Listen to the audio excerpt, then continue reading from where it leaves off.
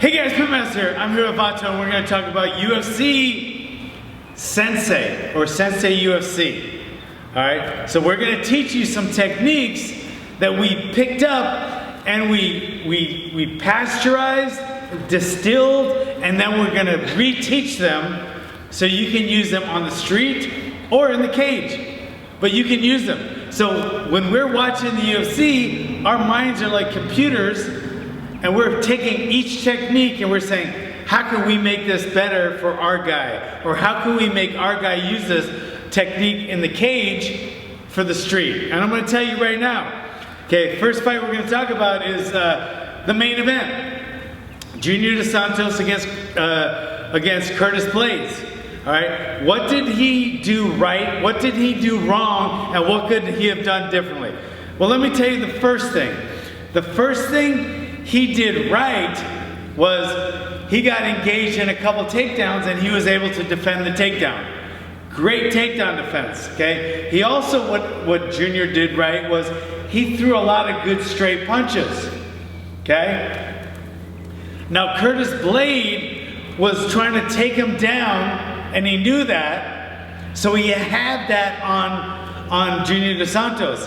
So Junior Dos Santos was keeping his left hand really low to get an upper underhook. He wanted to get an underhook. So when you're fighting a grappler, a lot of people want to keep their hands low for an underhook, okay? But when you're going low for an underhook and that right hand comes in, boom, you get knocked out. You cannot defend a right hand when your left hand is trying to get an underhook. Okay, so if he got the takedown defense, that's great, but it's better to not get the takedown defense and not get knocked out. It's better to get taken down than knocked out. Okay, just remember that. That's a very, very important rule in martial arts.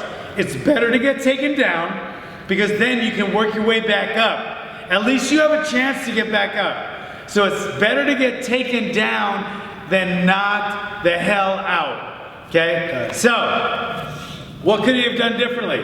He could have kept his hands up, so when Curtis faked the shot and he threw the right hand, his hand would be blocking, okay? Now, I'll come on this side. Now, what do you say? Well, what if he's coming in for the shot? If he's coming for the shot and his hand's still up, right?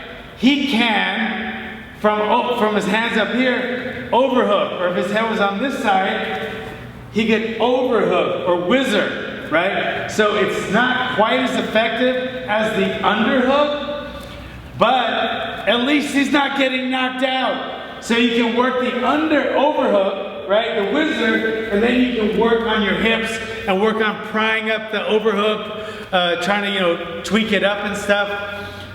But it gives you some time. You're not knocked out on the ground. So overhook when you're outside, defending the takedown, right? So if I'm here and he's coming in for a takedown, I'm worried more about an overhook. When we're inside clinching already, now I want to get an underhook. Now I want to get an underhook because he can't knock me out then.